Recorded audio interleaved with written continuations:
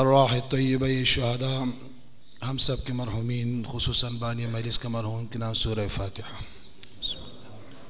الحمدللہ رب العالمین الرحمن الرحیم مالک یوم الدین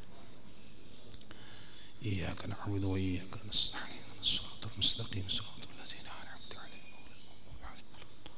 بسم اللہ الرحمن الرحیم قل هو اللہ احد اللہ الصمد لم یلد ولم یولد بسم اللہ الرحمن الرحیم قل هو اللہ احد اللہ الصمد۔ صلوات پڑھیں محمد و آل محمد پر۔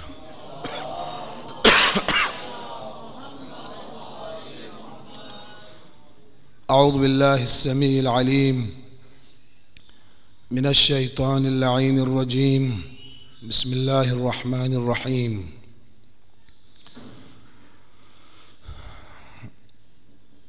الحمد للہ الذی لعظمته ترعد السماء وسکانها وترجف الأرض وعمارها وتموج البحار ومن يسبح في غمراتها، الذي دل على وجوب وجوده افتخار الممكنات وعلى علمه وقدرته إحكام الكائنات،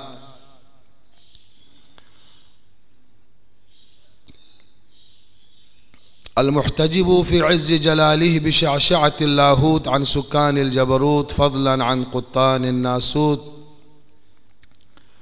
الذي جعل الحمد مفتاحا لذكره وطريقا من طرق الاعتراف لوحدانيته وسببا لمزيد من فضله ودليلا على آلائه وعظمته، ثم الصلاة والسلام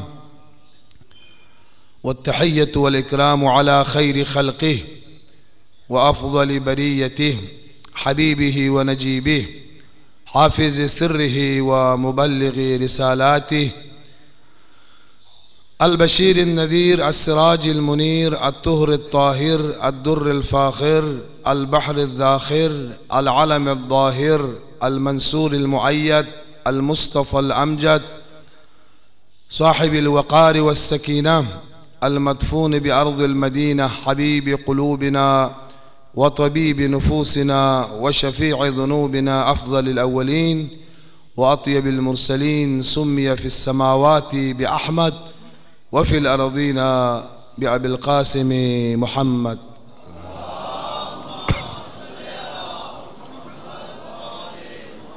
وآله الطيبين الطاهرين المعصومين المظلومين الهداة المنتجبين الذين أذهب الله عنهم الرجس وطهرهم تطهيرا،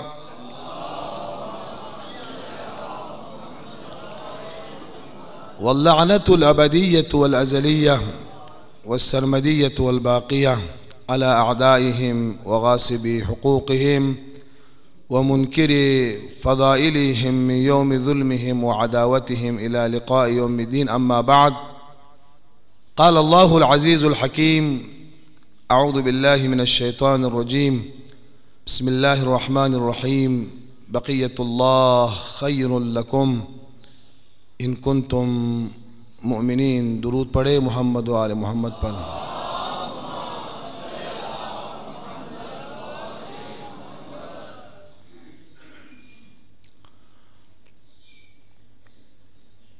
اس بارگاہ حسینی میں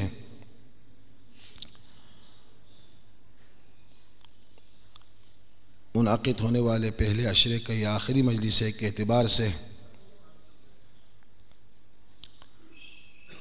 تو یقیناً روایتوں میں ہیں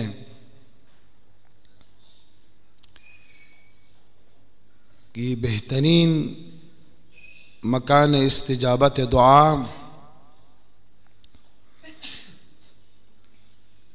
وہاں ہے جہاں پر محسن انسانیت، محافظ شریعت، راز قرآن، خون خدا حسین ابن علی کا تذکرہ ہو جائے۔ تو یقیناً اگر ہم اپنے مولا و آقا سید الشہداء علیہ الہ تحیۃ والثناء کی وسیلے سے اگر اپنے رب سے اپنی حاجتیں طلب کریں تو یقیناً قریب باستجابت ہے۔ پروردگارا تجھے صدقہ حسین و آل حسین کا کہ اول محرم سے لے کر اب تک ہم جو حسین حسین کرتے چلے آئے ہیں، ہم سب کی طرف سے اور خصوصاً بانی مجلس کی طرف سے مخدومہ کونین، سر عالم امکان، راز عالم وجود، صدیقہ اطہر حضرت فاطمہ زہرا سلام اللہ علیہا کی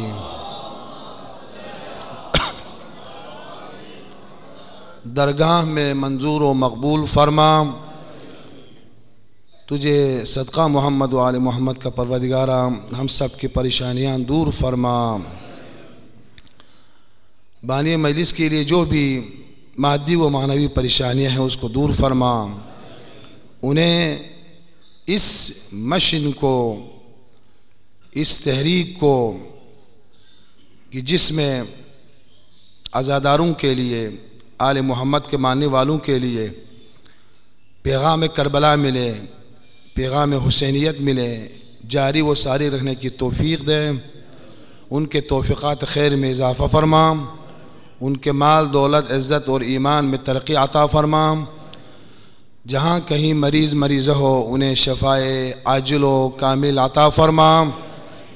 پروردگارہ تجھے صدقہ محمد و آل محمد کا جو اولاد کے متمنی ہیں انہیں اولاد نرینہ عطا فرما، جن کے اولاد ہے انہیں اپنے اولاد کی صحیح تربیت کرنے کی توفیق دے۔ پروردگارہ ہمارے خواتین کو زیور عفت و حیا و حجاب سے مزین فرما۔ تجھے صدقہ محمد و آل محمد کا ہمارے جوانوں کو شجاعت، علم اور تقوی عطا فرما۔ تجھے صدقہ محمد و آل محمد کا ہمارے بزرگوں کو سنجیدگی، وقار اور سکینہ عطا فرما۔ تجھے صدقہ محمد و آل محمد کا پروردگارہ جو بھی رزق کے بارے میں پریشانی ہے، رشتے کے بارے میں پریشانی ہے، زندگی کے مختلف مسائل میں پریشانی ہے، تجھے صدقہ پریشانی حسین و آل حسین کا ہم سب کی پریشانیاں دور فرما۔ تجھے صدقہ محمد و آل محمد کا عاشور قریب ہے، تمام دنیا میں کروڑوں انسان اپنے مولا و آقا کے عشق میں اپنے گھروں سے نکلتے ہیں۔ پروردگارہ عاشقان سید الشہداء کی حفاظت فرما۔ جو لوگ پروردگارہ اس مکتب کے خلاف، اس تحریک کے خلاف اور اس عزاداری کے خلاف غلط عزائم لیے بیٹھے ہیں، ان کے عزائم کو خاک میں ملا دے۔ پروردگارہ جو لوگ قابل ہدایت نہیں ہیں ان کو نیست و نابود فرما۔ تجھے صدقہ محمد و آل محمد کا مقامات مقدسہ کی حفاظت فرما، حوزہائے علمیہ، مدارس، امام بارگاہ اور مساجد کی حفاظت فرما۔ تجھے صدقہ محمد و آل محمد کا پروردگارہ سلطان عادل عالم، محور عالم امکان، حضرت بقیت اللہ العظم ارواحنا لہ الفدا کے ظہور میں تعجیل فرما۔ ہمیں ان کے اعوان و انصار میں قرار دے۔ پروردگارہ تمام علماء کرام، راج اعظام، خصوصاً رہبر عظیم الشان کی حفاظت فرما۔ پاکستان میں امن و امان قائم فرما، پاکستان کو مستحکم فرما، جمہوریہ اسلامی ایران کو مضبوط عطا فرما، استکبار جہانی امریکہ اور ان کے اشارے پر چلنے والوں کو تباہ و برباد فرما۔ صلوات پڑھے محمد و آل محمد پر۔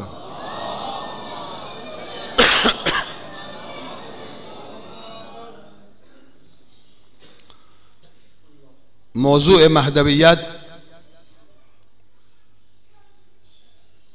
اسلام میں انتہائی وسیع و عریض موضوع ہے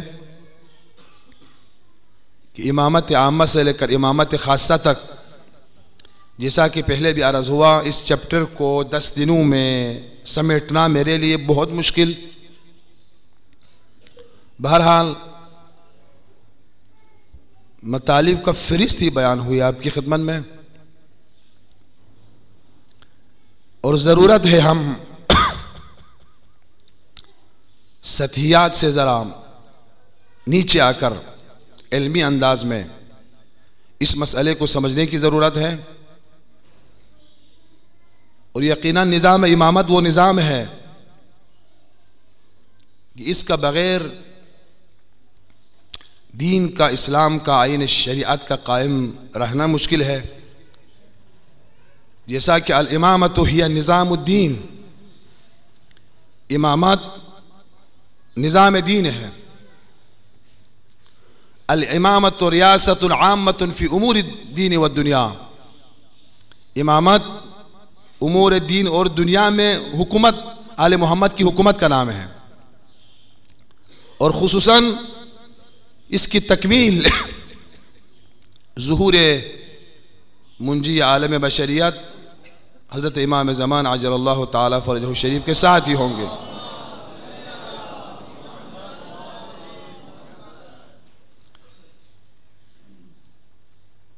اسی لیے آپ بہار الانوار ذرا اٹھا کے دیکھیں، کتاب الامامہ باب المہدی 110 جلد ہے کتاب بہار الانوار. اور وسائل الشیعہ 25 جلد ہے. کتب اربعہ، اصول کافی، تہذیب الاسلام، من لا یحذر الفقیہ، اور جتنے ہمارے کتابیں ہیں شیعہ حدیث کتاب، سب اٹھا کے دیکھیں. ائمہ علیہم السلام کی جانب سے سب سے زیادہ روایات حضرت حجت عجل اللہ تعالی فرجہ الشریف کے بارے میں.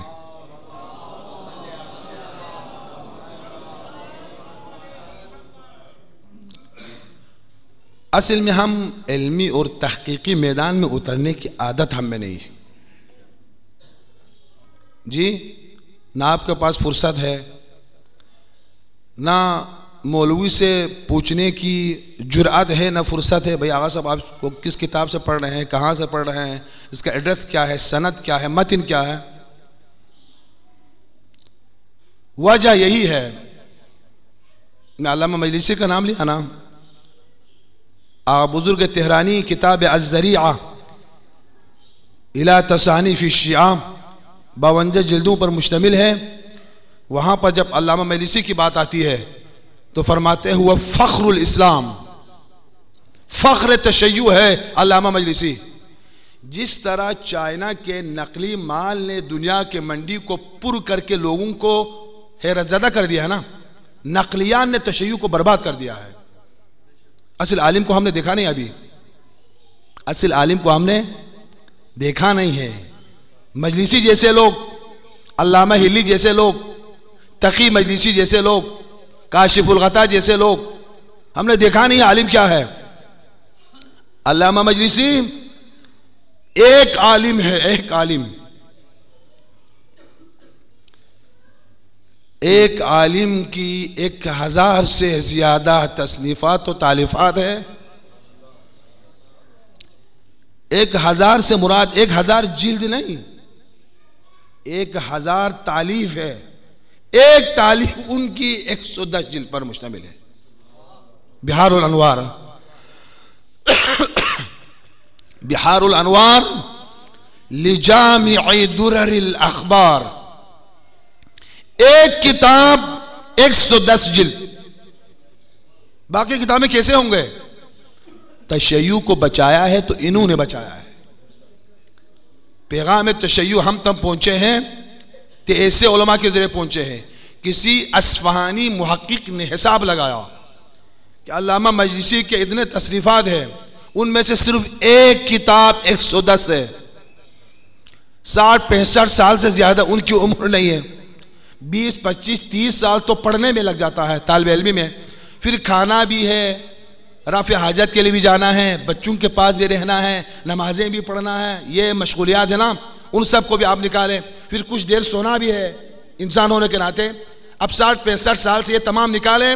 ایک کتاب 110 جلد 1000 تصنیفات اس نے جمع تفریق کر کے علامہ مجلسی کے سانسوں کا اور ان کے کتابوں کی الفاظ کا مقایسہ کیا تو الفاظ سانس سے زیادہ ہے.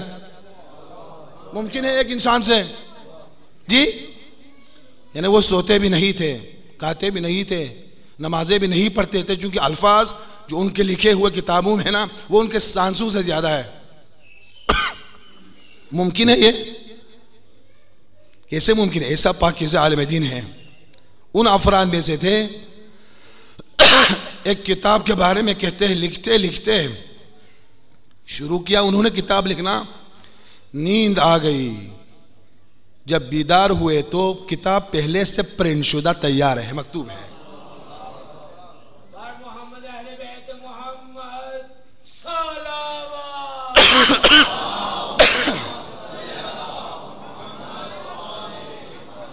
عرض کرنے کا مقصد یہ تھا کہ آپ بہار اٹھائیں. بہار الانوار لجامع درر الاخبار، آل محمد کے احادیث کی موتیاں جمع کرنے کا سمندر، اس کتاب کا نام یہ ہے. بہار بحر کے جمع ہے نا، نام تو آپ نے سنا ہوگا اس کتاب کے بارے میں. ہمارے علماء مولوی حضرات بہار کا حوالہ دیتے ہیں. بہار بحر کا جمع ہے، سمندر. بہار الانوار نوروں کا سمندر. کیوں؟ لجامع درر الاخبار، اہل بیت کے روایت کے موتیوں کو سمیٹنے کا سمندر. جناب ثقۃ المحدثین عاش عباس قمی علیہ الرحمہ دیکھتا ہے واقعاً یہ سمندر ہے. سمندر کے وسط میں جا کر موتیاں اگر چننا چاہیں نا، سمندر کے اندر وہ ابہد ہے، وہ لہریں ہیں، وہ پانی ہے، وہ عمق ہے، وہ گہرائی ہے، وہ وسعت ہے، غرق ہو جائے گا. واقعاً بہار سمندر ہے. 110 جلد ایک لائبریری ہے. دنیا میں مثال نہیں ہے کسی نے ایک تصنیف 110 جلدوں پر کتاب لکھا ہو. شیخ عباس قمی نے کہا مجلسی نے تو اہل بیت کی روایتوں کا سمندر تو بنا دیا، اب سمندر میں ہر آدمی تیر نہیں سکتے، کیا کرے؟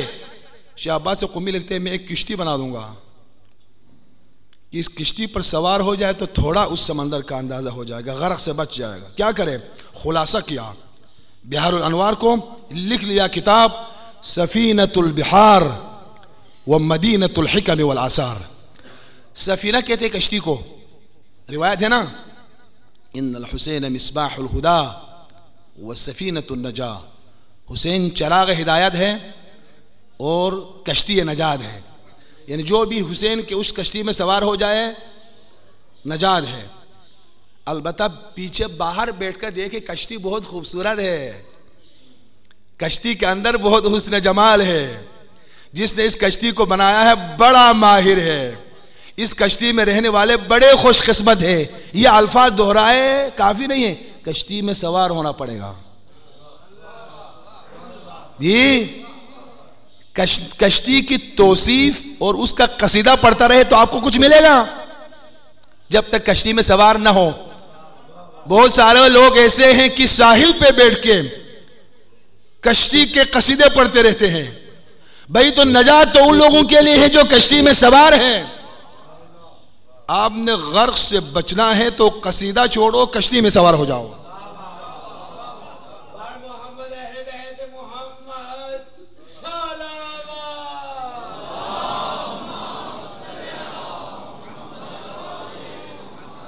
جو آل محمد کے قصیدے تو پڑھتے ہیں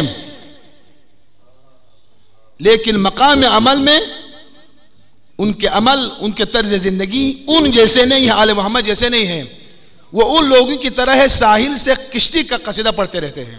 ان الحسین مصباح الہدی والسفینۃ النجاہ، حسین نجات کے کشتی ہے. بس مراد ہے، میں نے یہ نقطہ باہر بات سے بات چلی، عرض کرنے کا مقصد سفینہ کس کو کہا جاتا ہے؟ کشتی کو.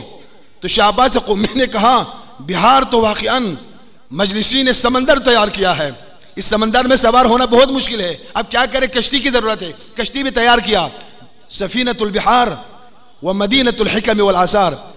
مجلسی کے اس نور کے سمندر میں داخل ہونے کے لیے کشتی ایک کتاب ہے 10 جلدوں پر مشتمل، اگر سفینۃ البحار کو پڑھے تو تھوڑا بہار کا اندازہ ہو جائے گا۔ عرض کرنے کا مقصد ہے اس بہار میں اگر کتاب الامامہ باب المہدی میں جا کر پڑھیں تو ائمہ علیہم السلام کی طرف سے سب سے زیادہ روایات حضرت حجت عجل اللہ تعالیٰ فرجہ شریف کے بارے میں ہے۔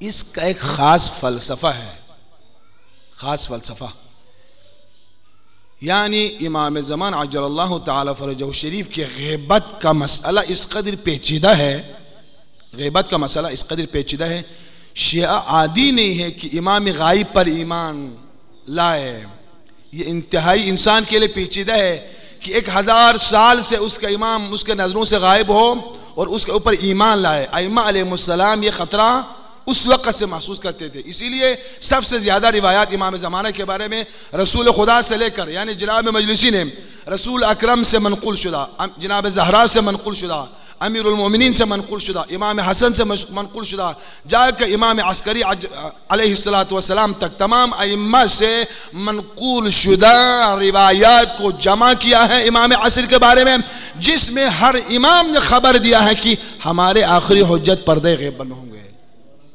تقریب ذہنی کے لیے، تاکہ اچانک سے اگر انسان ذہنی طور پر آمادہ نہ ہو جائے، ذہنی طور پر تیار نہ ہو جائیں اور امام غائب ہوتے ہیں تو لوگوں کے لیے ناقابل برداشت ہے، ناقابل باور تھے، یقین کرنا مشکل تھا لوگوں کے لیے۔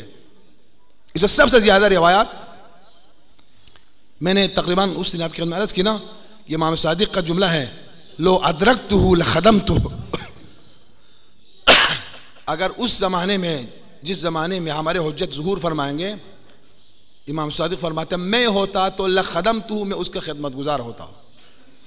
یہ امام صادق علیہ السلام کا جملہ ہے حضرت عصر عجل اللہ تعالیٰ، امام عصر عجل اللہ تعالیٰ فرجہ شریف کے بارے میں۔ پس عزیزان محترم، اس باب مہدویت میں اہم ترین موضوع غیبت امام زمانہ ہے، اسی لئے غیبت کے اخبار روایات بہت زیادہ ہے، اور قرآن آیات سے بھی استدلال کیا ہے، اور روایات تو الا ماشاء اللہ بہت زیادہ ہے ائمہ معصومین علیہ السلام سے، اور عملی طور پر بھی ائمہ نے لوگوں کو تیار کیا۔ امام علی نقی علیہ السلام کم لوگوں کے پاس آتے تھے تاکہ امت کو، شیعوں کو تیار کرے کہ پردہ غیبت میں اگر امام چلے جائے تو پھر پریشانی نہیں ان کے لیے۔ اور پھر امام عسکری نے کیا کیا؟ امام عسکری نے امام علی النقی علیہ السلام کے شہادت کے بعد اصلا لوگوں کے سامنے آنا چھوڑ دیا، پردے کے پیچھے پس پردہ رہ کر لوگوں سے گفتگو کرتے تھے، عادت ڈالی لوگوں میں، تیار ہو جاؤ۔ ان کے لیے پریشانی تھی کہ اچانک سے، خصوصاً اکثریت تو امام کے ولادت کے بارے میں ان کو علم نہیں ہے، اور امام نے جان بوجھ کر لوگوں سے چھپایا تھا کہ اچانک سے ایام طفولیت میں 5 سال کی عمر میں حجت خدا امام وقت وارث زمین اگر پردہ غیبت میں چلے جائیں، اور شیعوں کو اس پر یقین دلانا، باور کرانا بہت مشکل تھا، اسی لیے عادت ڈالی لوگوں میں، تیار کیا لوگوں کو کہ پس پردہ رہ کر امام کہتے امام عسکری نے امام علی النقی کے شہادت کے بعد کم لوگوں کو اپنے چہرے کی زیارت کرائی، پردے میں رہ کر لوگوں سے گفتگو کی تاکہ عادت پیدا کرے لوگوں میں۔ اب ایک سوال یہ ہے، ٹھیک ہے امام عجل اللہ تعالیٰ فرجہ شریف غیبت میں تو چلے گئے، اب غیبت صغریٰ اور کبریٰ میں سے پہلے ہی آپ غیبت کبریٰ میں چلے جاتے ہیں، یہ بھی ایک فلسفہ ہے، فلسفہ ڈائریکٹ غیبت کبریٰ میں امام چلے جاتے اور امام کے نائبین خاص نہ ہوتے، یہ بھی مشکل تھی۔ عادت کیا لوگوں کو 70 سال غیبت صغریٰ میں امام رہے اور 4 امام کے خاص نائبین سے امام کا رابطہ برقرار رہا، اور بعض علماء مستقیماً امام عجل اللہ تعالیٰ فرجہ شریف سے ملاقات بھی کرتے تھے۔ 70 سال میں لوگوں کو باور ہو گیا، نہیں ہمارے امام پردہ غیبت میں ہیں، امام کا رابطہ اپنے نائبین سے ہے، امام ہم سے پردہ غیب میں ہوتے ہوئے ہماری مدد فرماتے ہیں، ہماری مشکلات گراتے ہیں۔ جب ذہنی طور پر تیار ہوئے تو 70 سال کے بعد لوگوں کی جب ذہنیت بن گئی کہ امام پردہ غیبت میں ہے، پھر غیبت کبریٰ کا سلسلہ شروع ہوا امام زمان عجل اللہ تعالیٰ فرجہ شریف کا۔ بس عزیزان محترم، چونکہ آخری مجلس ہے، ایک سوال ہے جو سب کرتے ہیں، وہ یہ ہے آیا غیبت کبریٰ میں امام سے ملاقات ممکن ہے یا نہیں ہے؟ اس وقت غیبت کبریٰ میں ہے نا، آیا امام زمان عجل اللہ تعالیٰ فرجہ شریف سے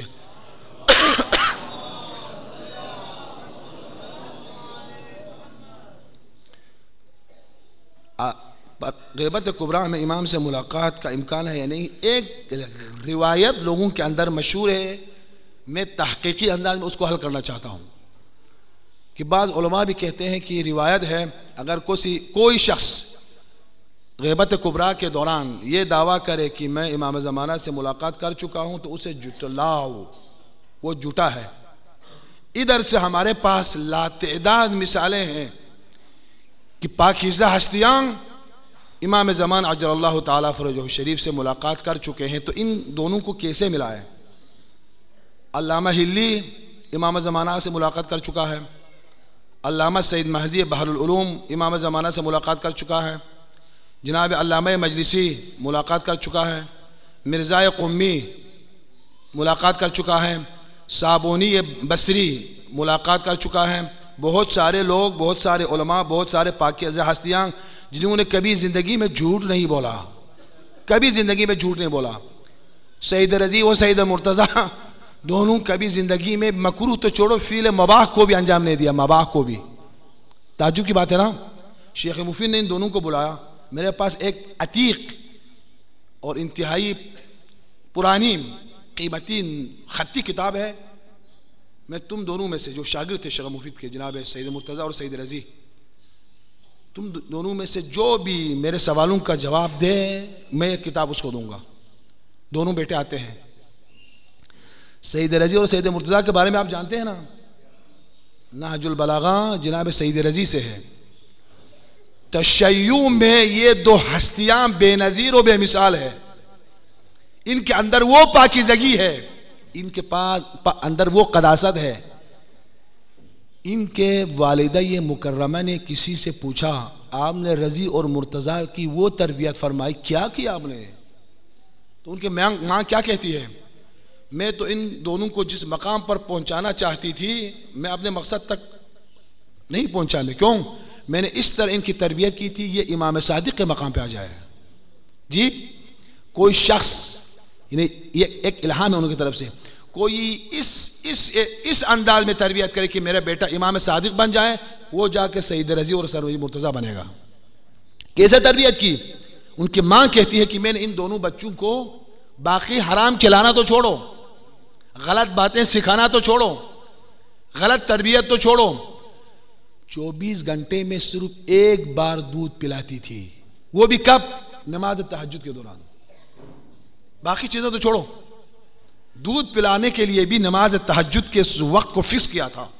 اسے پاکیزہ ہستیاں علمین مشہورین المشخصین، جناب آغا بزرگ تہرانی کہتے ہیں کہ یہ دو ایسے ہیں جو تشیع کی علامت ہے، سید مرتضیٰ اور سید رضی۔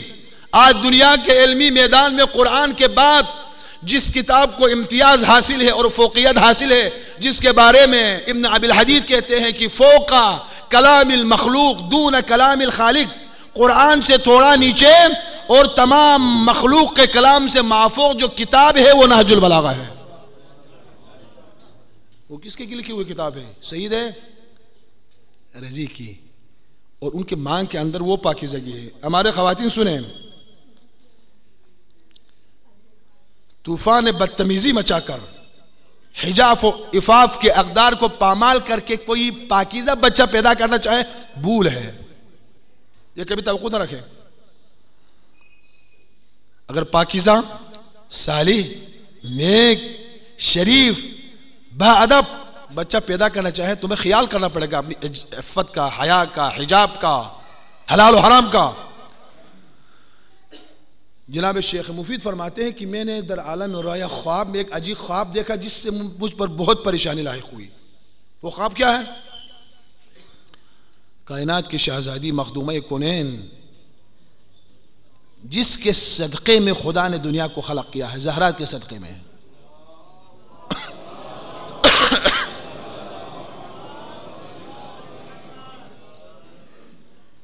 جس کے لیے پیغمبر کا ارشاد ہے فداہا ابوہا، فاطمہ تم پر باپ قربان ہو جاؤ، یہ پیغمبر کا قول ہے نا، جس پر پیغمبر فدا ہو جائے تو فاطمہ ہے۔ عالم خواب میں جناب شیخ مفید کیا دیکھتا ہے؟ جناب زہرا سلام اللہ علیہا اپنے دونوں شہزادوں کو حسنین علیہ السلام کو لے کر شیخ کے گھر میں تشریف لاتی ہے. فرماتی ہے شیخ مفید میں بچوں کو لائی ہوں تمہارے پاس کہ ان کو پڑھاؤ. یہ پریشانی کی بات ہے نا. حسنین کجا، شیخ مفید کجا، جناب زہرا سلام اللہ علیہا کجا، شیخ مفید کجا. حسنین جو راز عالم ہے، امام علم کل کے مالک ہے، وہ کہاں اور شیخ مفید کہاں؟ شیخ مفید پریشان ہوئے، یا شاید مجھ سے کوئی گستاخی ہوئی آل محمد کے شان میں، شاید میں نے کوئی غلط کام انجام دیا ہے کہ کائنات کی شہزادی اپنے دو شہزادوں کو میرے پاس لائے کہ میں ان کو پڑھاؤں. کیا مجھ سے کوئی جسارت ہوئی ہے؟ کیا میں نے کوئی ان کے شان میں گستاخی کی ہے؟ کیا میں نے کوئی معصیت انجام دیا ہے کہ ایسا خواب میں دیکھ رہا ہوں؟ پریشانی کے عالم میں کسی نے دروازہ کھٹکھٹایا. دروازہ کھولا تو سید رضی اور سید مرتضیٰ کی ماں ہے، اپنے دونوں بچوں کو لے کر آئے. کہا شیخ میرے بچوں کو پڑھاؤ. خواب میں جو کچھ دیکھا تھا وہ سید مرتضیٰ اور سید رضی کی ماں تھی. اس قدر اس ماں کے اندر پاکیزگی ہے، کس قدر ان دو بیٹوں کے اندر قداست و طہارت ہے. عرض کرنے کا مقصد یہ تھا کہ سید رضی اور سید مرتضیٰ کو شیخ مفید نے کہا وہ عتیق کتاب میں اس کو دوں گا جو میرے سوالوں کا صحیح جواب دے. دونوں آ گئے شیخ مفید کے پاس. استاد ہے، زندگی میں کبھی کسی واجب کو تم لوگوں نے اگر ترک، آپ دونوں میں سے جس نے بھی کسی بھی واجب خدا کو ترک نہ کیا ہو، یہ کتاب اس کے لیے. دونوں کھڑے ہو گئے. کہا ہم نے کبھی کسی واجب کو ترک نہیں کیا. پھر کہا تم دونوں میں سے جس نے کسی حرام کو انجام نہ دیا ہو زندگی میں ایک بار، کتاب اس کے لیے. دونوں نے کہا کہ ہم نے کبھی کوئی حرام فعل انجام نہیں دیا ہے. پھر آپ دونوں میں سے کسی نے کبھی کسی مستحب امر کو، سنت کو ترک نہ کیا ہو، کتاب اس کے لیے. دونوں اٹھے، کہا کہ ہم نے کبھی کسی فعل مستحب کو بھی ترک نہیں کیا. پھر کہا آپ میں سے جس نے بھی فعل کراہت مکروہ انجام نہ دیا ہو، کتاب اس کے لیے. جی دونوں نے کہا کہ ہم نے کوئی فعل مکروہ انجام نہیں دیا ہے. پھر کہا پھر آپ دونوں میں سے جس نے بھی فعل مباح انجام نہ دیا ہو، کتاب اس کے لیے. رضی خاموش. مرتضیٰ نے کہا کہ میں نے فعل مباح بھی انجام نہیں دیا ہے. تو استاد پوچھتا ہے شیخ مفید پانی پینا فعل مباح ہے، سونا فعل مباح ہے، کھانا مباح ہے، سونا نہ واجب ہے، نہ سنت، نہ مستحب، نہ کراہت، مباح ہے نا، امر جائز. کھانا پینا سونا یہ مباح ہے. تو آپ نہیں سوئے، کبھی کھانا نہیں کھایا، کبھی پانی نہیں پیا. میں نے سویا بھی ہے، کھانا کھایا بھی ہے اور پانی پیا بھی ہے، لیکن ان سب کے ساتھ میں نے قصد قربت کی ہے. کھاتے وقت بھی قصد قربت کی ہے کہ میرے اندر وہ طاقت آ جائے کہ میں دین کی خدمت کر سکوں. میں نے سوتے وقت یہ نیت کی ہے کہ مجھے تھوڑی آرام آ جائے کیونکہ میں رات کی نصف رات جاگ کر خدا کی عبادت کروں. میں نے مباح کو مستحب کے زمرے میں لا کر انجام دیا ہے. ایسے پاکیزہ ہستیاں جو کبھی زندگی میں فعل مباح کو بھی انجام نہیں دیا ہے، انہوں نے اپنے کتابوں میں لکھا ہے کہ ان سے امام زمانہ کی ملاقات ہوئی ہے. اب ہم ان دونوں کو کیسے جمع کریں؟ ادھر سے روایت ہے کہ اصل غیبت کبریٰ میں کوئی یہ دعویٰ کرے کہ ہم نے امام زمانہ سے ملاقات کی ہے، فَهُوَ كَاذِبٌ مُفْتَرٍ، روایت میں ہے اس نے افترا باندھا ہے اور وہ جھوٹا ہے. ادھر سے پاک ہستیاں جن سے جھوٹ کا تصور بھی ہم نہیں کر سکتے ہیں، وہ امام زمانہ عجل اللہ تعالیٰ فرج و شریف سے ملاقات کر چکے ہیں. اب ہم روایات کی مانے ہیں یا ان کا دعوے مانے؟ پریشانی اس لیے ہے. اور بہت سارے لوگ سوال بھی کرتے ہیں. ادھر سے روایات ہے کہ امام سے ملاقات ممکن نہیں ہے. عصر غیبت کبریٰ میں جو بھی دعویٰ کرے ہے کہ ہم امام سے مل چکے ہیں، جھوٹ ہے. ادھر سے یہ پاک ہستیاں امام سے مل چکے ہیں، اب کیا کریں؟ اس میں نے تحقیق کیا ہے. صرف ایک روایت ہے جس میں امام نے کہا ہے جو یہ دعویٰ کرے کہ وہ عصر غیبت کبریٰ میں مجھ سے ملاقات کر چکے ہیں، وہ کاذب اور مفتر ہے. اب اس کو سمجھنے کی ضرورت ہے، اس روایت کی حقیقت کو سمجھنے کی ضرورت ہے. امام کا جو آخری نائب ہے جناب علی ابن سمیری، آخری نائب خاص عصر غیبت صغریٰ میں، اس کی وفات سے 6 مہینے پہلے سرکار امام زمان عجل اللہ تعالیٰ فرج و شریف نے اس شخص کو بلایا. صلوات پڑھے.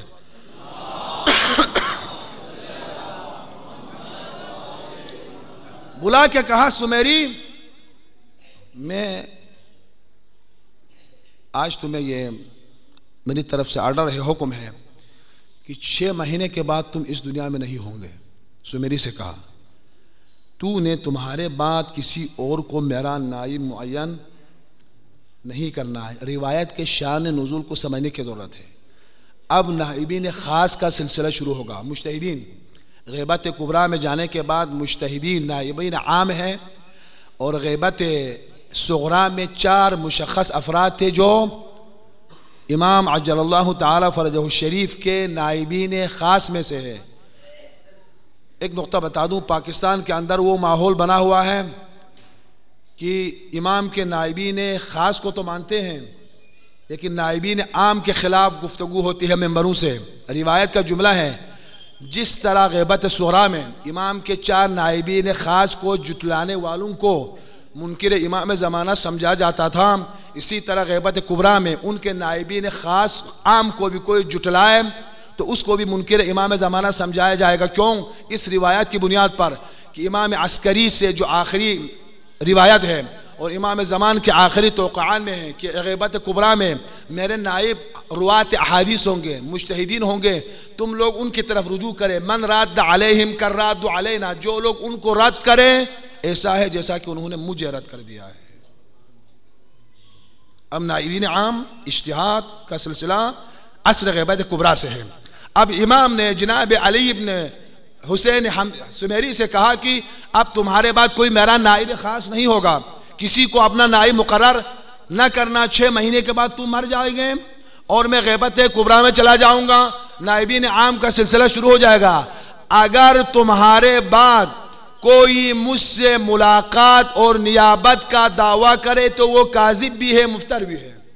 اس حدیث کو ہم کیسے سمجھیں؟ اس سے یہ معلوم ہوتا ہے امام عجل اللہ تعالی فرجہ الشریف نے کبھی یہی نہیں فرمایا کہ غیبت کبریٰ میں کوئی مجھ سے نہیں مل سکتا، کوئی مجھ سے ملاقات نہیں کر سکتا. روایت کی شان نزول ہے غیبت کبریٰ میں 4 نائبین کے بعد کوئی یہ کہے کہ میں امام سے مل کے آیا ہوں، میں امام کا 5واں نائب ہوں، تو وہ جھوٹا ہے.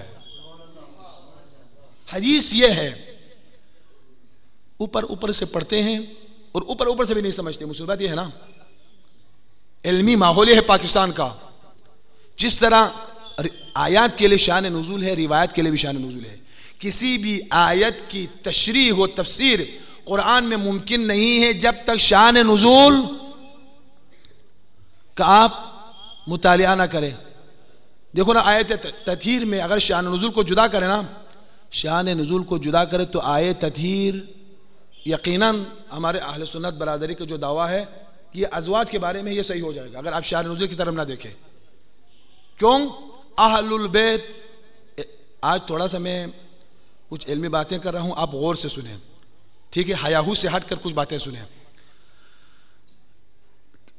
عرف میں اہل کسے کہا جاتا ہے؟ اہل آپ کی بیٹی جو شادی شدہ ہے، جی، آپ کا داماد جو آپ کے گھر میں نہیں ہے، آپ کے نواسے اور پوتے، بیٹی کی اولاد جو آپ کے گھر میں نہیں ہے، اسے آپ کا اہل کہا جائے گا. یا آپ کی بیویاں، بچے جو آپ کے گھر میں ہیں ان کو اہل کہا جائے گا؟ جی، ان کو اہل کہا جائے گا نا. اہل سنت کی دلیل یہ ہے کہ پیغمبر نے کہا انما یرید اللہ لیذھب عنکم الرجس اہل البیت ویطہرکم تطہیرا. اہل سے مراد ان کی بیویاں ہیں. اگر آپ اس آیت کو شان نزول سے جدا کریں تو ان کا بات صحیح ہو جائے گا. جب شان نزول کو ملائیں گے، جائز نہیں ہے کسی بھی آیت کو شان نزول سے جدا کر کے تفسیر کرے. اب شان نزول دیکھیں، یہ آیت کب اتری ہے، یہ آیت کب نازل ہوئی ہے، یہ آیت کیسے نازل ہوئی ہے، کن پر نازل ہوئی ہے، کس مقام پر، کس جگہ پر. جب شان نزول پڑھیں گے تو وہ حدیث قصہ یمانی کے نیچے اہل بیت اطہار ہے. حتیٰ ام سلمہ بھی کہتی ہے کہ میں بھی داخل ہو سکتی ہوں. پیغمبر نے کہا انت علی خیرین، تم میری نیک ازواج میں سے ہو، لیکن اہل بیت میں شامل ہونے کی صلاحیت تم میں بھی نہیں ہے. صرف اس میں 5 نجبان، علی و فاطمہ و حسن و حسین اور رسول خدا کے علاوہ کوئی نہیں ہے. چادر کے نیچے جب سب آ گئے، رسول نے اپنے ہاتھوں کو آسمان کی طرف بلند کیا اور کہا اللہم. جناب جلال الدین سیوطی نے در المنصور میں اہل سنت کے عظیم مفسرین میں سے نقل کیا، اللہم ہذا اہل البیت، ہؤلاء اہل البیت، یہ میرے اہل بیت ہیں، فاذهب عنہم الرجس، ان سے رجس و پلید کو تو دور فرما. تو یہ آیت لے کے جبریل اترتا ہے، انما یرید اللہ لیذھب عنکم الرجس اہل البیت ویطہرکم تطہیرا. شان نزول اسے کہا جاتا ہے کہ غلط تفاسیر کا راستہ روک دیتا ہے.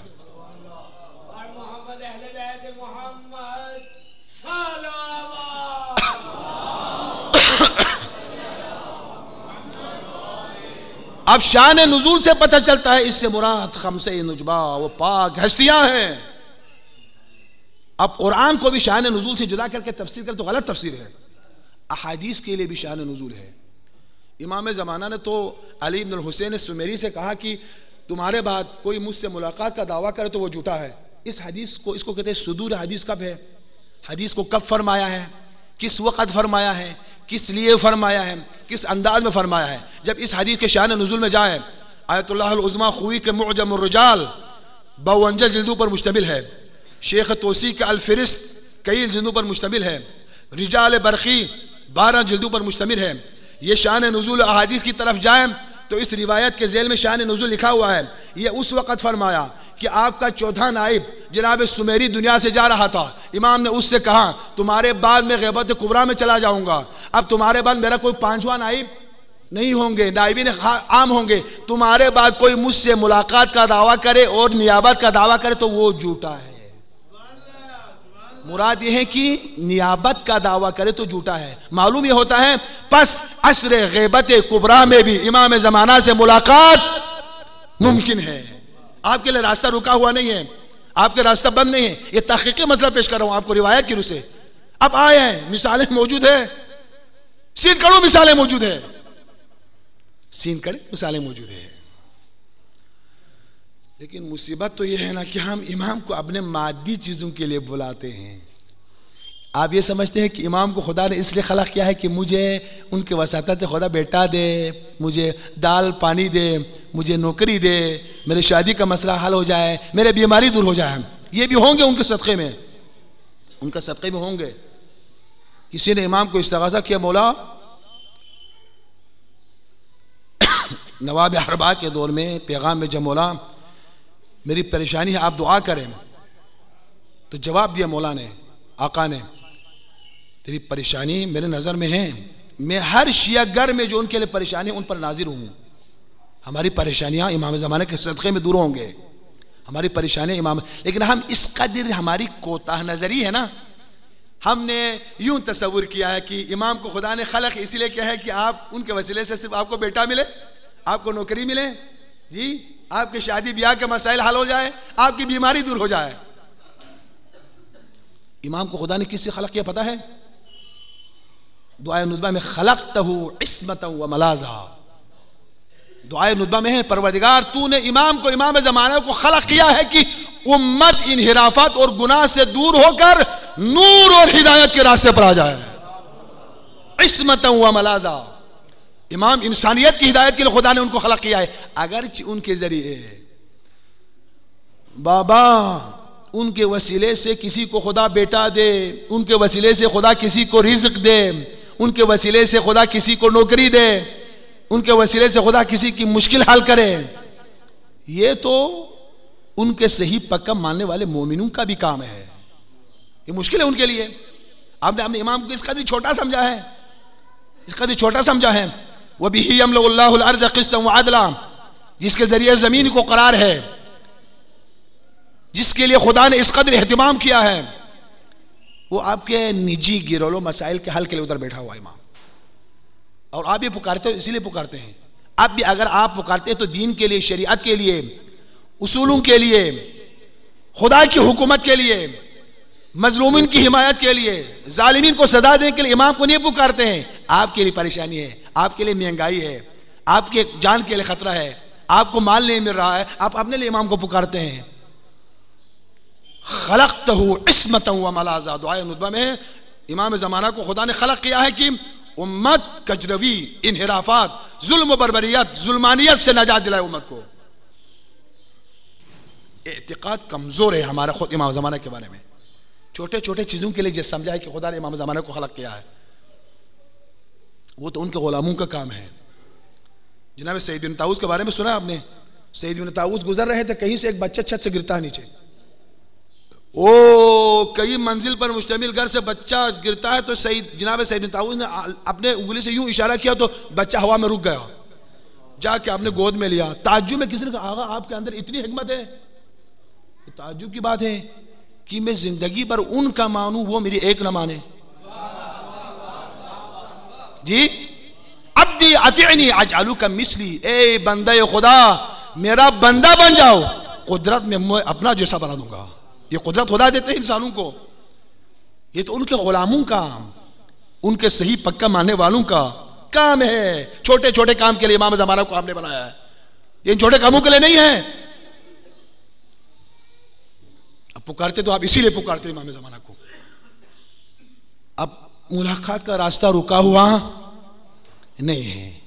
شرط کیا ہے پتہ ہے؟ دل کا رابطہ دنیا سے کٹ جائے. خدا کی قسم ممکن ہے. اب اس روایت کو میں چیلنج کے ساتھ تمام علماء کرام کے حوالے سے کی، میں نے اس روایت پر تحقیق کی ہے. امام نے جو غیبت کبریٰ میں ملاقات کرنے والوں کو جٹلایا ہے، وہ ان کو جٹلایا ہے جو امام کی نیابت کا دعویٰ کرے، ورنہ ملاقات سے نہیں روکا ہے. شیخ زین العابدین السلمانی نجم میں رہنے والا کہتے ہیں ہم سب سید بحر العلوم کے درس میں بیٹھے تھے. علامہ سید بحر العلوم وہ عظیم الانسان ہے نا جس کی کوئی مثال نہیں ہے. سید مہدی بحر العلوم کے درس میں ہم بیٹھے تھے. دور سے کسی طالب علم نے مہدی بحر العلوم کو سوال کیا، آغا غیبت کبریٰ میں امام زمانہ سے ملاقات ممکن ہے؟ شیخ زین العابدین سلمانی کہتا ہے کہ وہ طالب علم دور بیٹھا تھا، میں آغا کے قریب بیٹھا تھا، سید مہدی بحر العلوم کے قریب بیٹھا تھا. سید مہدی نے سر جھکایا، سر جھکا کے تھر تھراتے ہوئے آرام سے جواب دیا کہ اسے ملاقات ممکن نہیں ہے، ابھی میرے مولا نے مجھے اپنے سینے سے لگایا ہوا. یہ علامہ سید بحر العلوم اس پاکیزہ ہستی نے کہا ہے. علامہ ہلی کا نام سنا ہے؟ فخر تشیع آیت اللہ تو اس وقت تھوک کے حساب سے پاکستان میں بھی شروع ہوا ہے آیت اللہ الحمدللہ. پہلے علامہ تھے، ابھی آیت اللہ کا سلسلہ ادھر بھی شروع ہوا ہے. ہمارے تشیع کے حوزان میں اپنے آپ کو علمی میدان میں اس قدر بلند کرے کہ آیت اللہ کے مقام تک انسان پہنچ جائے. اب ہم نے کیا کیا ہے؟ ہم تو وہاں تک نہیں چلتے، آیت اللہ کو نیچے لایا ہے کہ آیت اللہ ہم تک آ جائے. ابھی آیت اللہ ہم تک پہنچے ہوئے، ہم تو آیت اللہ تک نہیں جا سکتے. تشیع میں سب سے پہلے جس کو آیت اللہ فی العالمین کہا گیا ہے وہ علامہ ہلی ہے. علامہ ہلی کی ایک کتاب، صرف ایک کتاب انہوں نے تشیع کو بچایا. ہم جیسے مولویوں نے نہیں بچایا ہے جن کے ذریعے لوگ آل محمد کے مکتب سے دور ہو جائے. علامہ ہلی کی ایک کتاب ہے الفین یعنی 2000 روایت صرف امیر المومنین کی ولایت پر ہے. جب علامہ ہلی کی ایران اس وقت تشیع کا مرکز ہے نا، علامہ ہلی کا نتیجہ ہے.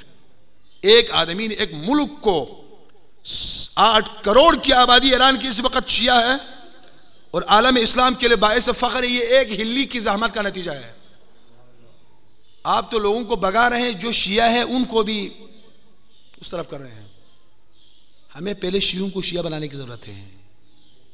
ہم خود شیعہ نہیں ہیں ابھی. ٹھیک ہے جی. جناب علامہ ہلی فرماتے ہیں کہ علامہ ہلی کی سنت کی حلہ آپ نے دیکھا ہوگا نا، بغداد کے قریب ہے. جو کربلا گئے ہیں وہ لوگوں کو پتہ ہے. حلہ سے ہمیشہ کربلا جاتے تھے شب جمعہ حلہ سے کربلا، ظہر کا نماز کربلا پڑھ کے دوبارہ حلہ واپس آتے تھے علامہ ہلی. علامہ ہلی کی خود ایک تاریخ ہے. 11 سال کے عمر میں جو اجتہاد کے درجے پر فائز ہوا ہے تشیع میں، وہ علامہ ہلی ہے. نابغہ دہر. علماء بے بس ہو جاتے ہیں جب ان کے آراء علامہ ہلی کے آراء کے مخالف ہو جائے. کہتے ہیں قرآن سنت سے تو میں نے یہ سمجھا ہے، لیکن مجبوری ہے کہ علامہ ہلی کا نظریہ اس نظریے کے خلاف ہے. اب کیا کرے؟ پریشانی ہے نا. علامہ ہلی کے نظریے سے کسی کے نظریہ ٹکرا جائے مجتہد کا، ان کے لیے پریشانی ہے. وہ عظیم مرتبہ علمی پہلوان علامہ ہلی کہتے ہیں کہ میں حلہ سے کربلا جا رہا تھا اور یہ سنت ہر شب جمعہ کربلا ظہر کا نماز ظہرین کربلا پڑھ کے میں نے حلہ واپس آنا تھا. کربلا جاتے جاتے راستے میں کسی بزرگ سے میری ملاقات ہوئی تو علمی گفتگو چلی. مجھے بھی بہرحال خوشی ہوئی کہ ایک بزرگ سے میری ملاقات ہے تو ہم دونوں مل کر ہم کربلا چلے. اس نے کہا میں نے بھی کربلا جانا ہے شب جمعہ، تو چلو ہم دونوں مل کے جاتے ہیں. تو دونوں ساتھی بن گئے، علامہ ہلی اور وہ شخصیت. ایک سید تھا نورانی. علامہ ہلی اپنے آپ کو علامۃ الدہر سمجھتا تھا اور تھا بھی. علامہ ہلی اور شیخ توسی 2 واحد شخصیت ہے کہ ان کے ہوتے ہوئے کسی نے فتویٰ نہیں دیا ہے. علامہ ہلی کے ہوتے ہوئے کسی نے فتویٰ نہیں دیا ہے. ہماری فقہی کتابوں میں سب معتبر ترین کتاب علامہ ہے, اور شیعوں میں نام لیے بغیر قال العلامہ کہے تو صرف علامہ ہلی مراد ہے. اس کو کہتے ہیں علامہ علی الاطلاق. نہ پاکستان کی طرح تھوک کے حساب سے ہر گلی کوچی میں علامے ملے. علامہ یعنی علامہ ہلی, علامہ یعنی علامہ ہلی, نام لیے بغیر کہے یہ علامہ کا نظریہ ہے, یعنی مراد کیا ہے, علامہ ہلی ہے. علامہ ہلی علامت الدہر ہے واقعاً. تو علمی گفتگو میں علامہ ہلی پریشان ہو گئی, یار یہ تو نہ کبھی میں نے اس کو دیکھا ہے. عراق کے تمام علماء کو میں جانتا ہوں, علامہ ہلی کہتا ہے عراق کے تمام علماء کو میں جانتا ہوں, نہ میں نے اس کو دیکھا ہے, لیکن یہ علم میں مجھ سے زیادہ پختہ ہے. پریشان ہو گیا علامہ ہلی. مزہ آیا, یہ تو مجھ سے بھی بڑھ کر استاد لگتا ہے. علمی گفتگو چلتے چلتے راستے میں پہنچ گئے تو علامہ ہلی نے ایک سوال کیا, تو اس سوال کا جواب وہ دیا اس شخص نے جو علامہ ہلی کے نظریے کے مخالف تھا. علامہ تو پریشان ہو گئے کہ کبھی میرے نظریے کے مخالف کسی عالم نے فتویٰ نہیں دیا ہے. آغا صاحب آپ یہ دلیل کے خلاف بول رہے ہیں, یہ دلیل کہیں پر نہیں لکھا ہوا ہے. تو اس شخصیت نے کہا نہیں, شیخ توسی کے فلان کتاب میں لکھا ہوا ہے, یہ دلیل آپ نے مراجعہ نہیں کیا ہے. تو علامہ نے کہا نہیں, میں تو شیخ توسی کے تمام کتابوں کا میں نے مطالعہ کیا ہے, شیخ کے کسی کتاب کے اندر نہیں ہے. پھر کہا نہیں, تمہارے پاس جو خطی نسخہ ہے شیخ توسی کا, وہ سید علامہ ہلی سے کہتا ہے تمہارے گھر میں شیخ توسی کا جو خطی نسخہ ہے اس کے فلان صفحے کے فلان حاشیے میں یہ لکھی ہوئی ہے. وہ پریشان ہو گئی, تو وہ بھی جانتا ہے میرے پاس علامہ ہلی کے جو کتاب ہے اور اس کے حاشیے میں جو لکھا ہے وہ بھی جانتا ہے. پریشان ہو گئے, پریشانی لاحق ہوئی. یہ تو انتہائی مجھ سے علم میں, فضل میں, تقوی میں بزرگ شخصیت معلوم ہوتا ہے. راستے میں چلتے چلتے تازیانہ ہاتھ میں ہوتا ہے نا کہ اس پر سوار ہوتے تھے گدھے پہ, تو اس کو چلانے کے لیے تازیانہ جناب علامہ ہلی کے ہاتھ سے گر گئے. تو علامہ ہلی سے پہلے اس سید نے جھک کر اس تازیانے کو لیا. تازیانہ دیتے دیتے ہاتھ کو ہاتھ میں یوں ملایا. تو اس سید نے کہا کہ شاید یہاں سے میرا اس سید سے جدا ہو جائے تو میں ایک سوال کروں گا. کہا آغا عصر غیبت میں امام زمانہ سے ملاقات ممکن ہے؟ یہ کہا علامہ ہلی نے. تو اس سید نے کہا ممکن کیا, تمہارا ہاتھ تمہارے امام کے ہاتھ میں ہے اس وقت, تمہارا ہاتھ تمہارا امام کے ہاتھوں میں ہے. کہتے اس کے بعد مجھ پر وہ حالت, وہ کیفیت طاری ہوئی, میں نے ایسا کیا جیسے کہ میں گدھے سے اتر کر جپٹ کر مولا کے دامن سے لپٹ کر رونے لگے. مجھے پتہ نہیں چلا پھر کیا ہوا. جب میں اس عالم مکاشفے سے باہر آیا تو اس میدان میں تک و تنہا ہوں, کوئی شخص نہیں ہے. یہ واقعہ کس کا ہے؟ یہ واقعہ کس کا ہے؟ حضرت علامہ ہلی کا. عام شخص. پھر آپ نہ سوچے پھر عالم مل سکتے ہیں, ہم نہیں مل سکتے ہیں. عالم وہ جاہل کی شرط نہیں ہے, پاکیزگی اور قداست کی شرط ہے. پاکیزگی اور قداست کی شرط ہے. اب میں تقریباً امام زمانہ کے بارے میں لکھے ہوئے کتابوں میں تقریباً سینکڑوں مثال ہے. ایک مثال بیان کر زحمت تمام کروں گا, اب وقت نہیں, فرصت نہیں. یہ خود ایک الگ دنیا ہے کہ ملاقات کا بحث ایک الگ دنیا ہے. حاج حسین صابونی بصری, صابونی کیوں کہتے ہیں؟ صابون بنانے والا تھا. صابون مواد ملا کے اس کو اس کا خمیر بنا کر چھت پہ رکھتے تھے, خشک کر کے صابون بناتے تھے. ایک عطار بھی تھا. وہ پاکیزہ انسان, دیکھو پاک ہونا چاہیے. پاک عالم ہونا, مجتہد ہونا شرط نہیں ہے. ہمارے مجتہدین زیادہ امام زمانہ سے ملاقات اس لیے کر چکے ہیں کہ وہ زیادہ پاکیزہ تھے. اس وجہ سے آپ بھی پاکیزہ ہو جائے تو مل سکتے ہیں. شرط یہ ہے کہ کہتے ہیں کہ روایت میں ہے نا, دل کا رابطہ دنیا سے منقطع ہو جائے, کیونکہ یہ ایک دوسرے کے ضد ہے کہ آپ کا رابطہ, آپ کا علاقہ, آپ کی محبت دنیا سے بھی ہو اور اپنے زمانے کے امام سے ملاقات کریں, ممکن نہیں ہے. صابونی کہتا ہے کہ ایک مرتبہ میرے دکان پر 2 بزرگوار آئے, کہا کہ ہمیں کافور اور سدر چاہیے. سدر و کافور بھی بیچتے تھے جناب حاج حسین صابونی بصری, بصرہ میں.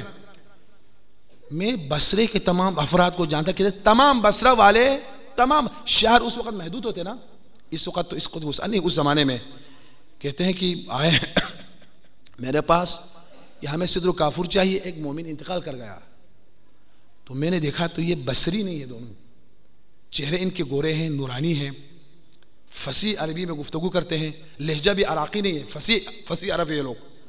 میں نے پوچھا کہ مجھے بتاؤ کہ آپ لوگ کہاں سے آئے ہیں؟ مسکراتے انہوں نے جواب نہیں دیا. پھر دوبارہ پوچھا کہ بتاؤ آپ لوگ کہاں سے ہیں؟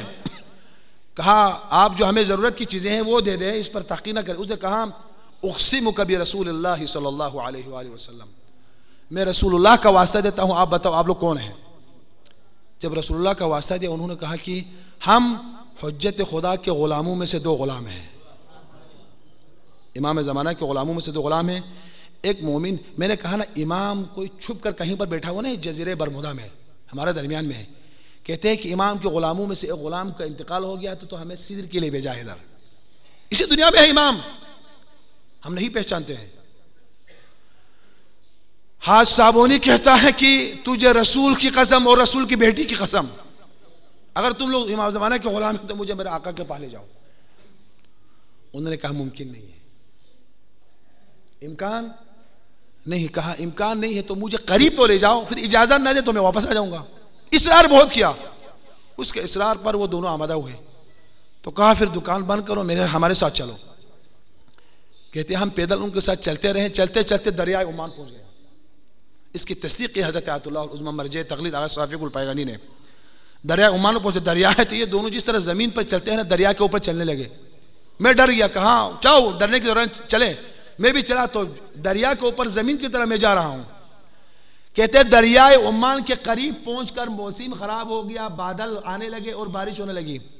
جو ہی بارش ہونے لگی مجھے اپنا صابن یاد آیا کہ صابن کا خمیر بنا کر چھت پہ رکھا ہوا ہے، اگر بارش آئے جائے تو میرے صابن خراب ہو جائیں گے۔ جو ہی سمجھا میرے پاؤں پانی کا نیچے، میں غرق ہو رہا تھا، میں نے چیخیں ماری، ان 2 بزرگواروں نے پیچھے مڑ کے دیکھا تو صابونی تو غرق ہو رہا ہے۔ دونوں آئے، انہوں نے یہ جملہ سکھایا، یا مہدی ادرکنی۔ حاج صابون نے کہا یا مہدی ادرکنی، جو یہ کہا امام کے وجہ سے دوبارہ آ گئے۔ ساحل پہ پہنچ کے مسکراتے ان دونوں نے کہا پتہ ہے تو کیوں غرق ہو رہا تھا؟ تو نے پھر اپنے رابطے کو دنیا سے رکھا ہے، تو زمانے کے امام سے ملنے آئے اور تمہیں اپنے صابن کی فکر ہے کہ بارش آ کے صابن خراب ہو جائے گا، ٹھیک ہے، اس نے تمہیں ڈبا دیا، اب دوبارہ فکر نہیں کرنا۔ اب دیکھو ایک عبرت ہے ہمارے لیے، امام سے ملنا ممکن بھی ہے اور آسان بھی نہیں ہے، ممکن بھی ہے اور آسان بھی نہیں ہے۔ کہتے ایک خیمہ ہے ساحل دریا عمان پہ، اس خیمے سے نور آسمان کی طرف ساتی ہے۔ ان دونوں بزرگواروں نے کہا اس میں ہے حجت خدا، اس میں ہے راز کائنات، اسی میں ہے جس کے ذریعے یہ دنیا قائم ہے۔ کہا خدا نے مجھے ان سے اجازت مانگو۔ ایک مرتبہ گیا، اجازت نہیں ملی، دوسرے مرتبہ وہ دونوں گئے، کہا کہ آغا بصری سے کہہ دو کہ تجھ سے ملاقات میری ممکن نہیں ہے کیونکہ تو صابونی ہے، تو صابونی۔ اس نے پوچھا کہ صابونی ہونے سے مراد کیا ہے؟ تمہارے فکر اب بھی صابون کے اوپر ہے، تو حجت خدا سے ملنے جا رہے ہیں، وسط دریا میں فکر تمہارے، ابھی تک تمہارا دل کا رابطہ دنیا سے منقطع نہیں ہوا ہے۔ دنیا کے علائق سے ہمیں ماورا ہونا پڑے گا امام عصر اجل اللہ تعالیٰ فرج اور اس سے ملاقات کرنے کے لیے۔ آسان نہیں ہے، بس ممکن ہے، اس وقت بھی ممکن ہے، اب بھی ممکن ہے، فقط یہ ہے کہ اپنے اندر وہ شرائط پیدا کرے، اپنے اندر وہ طہارت پیدا کرے، اپنے اندر وہ قداست پیدا کرے، امام سے ملنے کی صلاحیت پیدا کرے۔ مل سکتے ہیں آپ بھی، لیکن پہلے میں نے عرض کیا نا، آپ نے امام کو صرف اپنے کاموں کے لیے رکھا ہوا ہے، کبھی آپ نے ڈیمانڈ نہیں کیا امام سے۔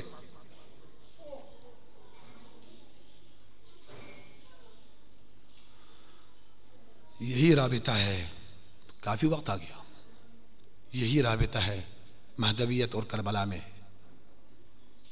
روایتوں کے اندر موجود ہے کربلا مقدمہ مہدویت ہے۔ یہ انتہائی پیچیدہ ناقابل ہضم گفتگو ہے کہ کربلا کیوں مہدویت کے لیے مقدمہ ہے۔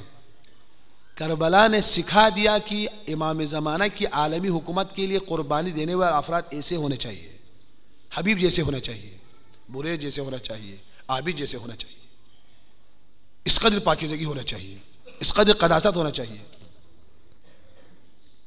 کربلا انسانیت کو درس شعور دیتا ہے۔ ہم نے کربلا سے شعار لیا ہے، شعور نے لیا ہے۔ کربلا ہمیں شعور کے منزل پر لانے کے لیے ہے کہ شیعہ باشعور ہو جائے، کربلا کے ذریعے آپ کو باشعور ہونا چاہیے، کربلا کے ذریعے آپ کو شعور کے منزل پر آنا چاہیے. ہم شعار کے منزل پر ہے، ناروں تک محدود ہے. کربلا درس انسانیت ہے، کربلا درس شعور ہے، کربلا درس زندگی ہے، کربلا زبور تربیت ہے. تو اس کو سمجھنے کی ضرورت ہے. کربلا کا نتیجہ صحیفہ سجادیہ ہے. کربلا کا نتیجہ امام زین العابدین علیہ الصلوۃ والسلام کی شاگرد ہے. ایسے ہیں کربلا والے.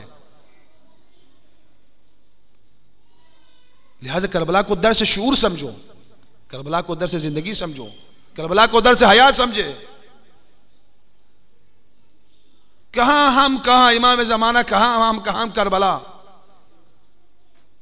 ہمارے شعور نہیں بڑھ رہے ہیں، شعور گھٹ رہے ہیں، ہمارے خیالات خراب ہو رہے ہیں، ہم رسومات کے عاشق ہیں.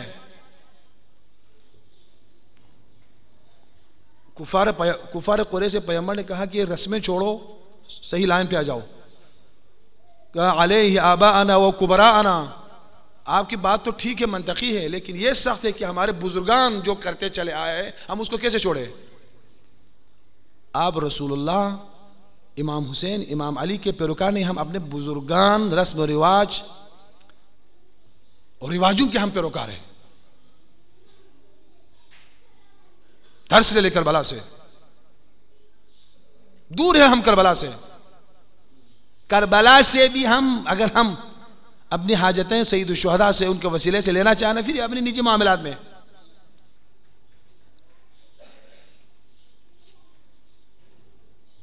بقائے دین ہے کربلا میں.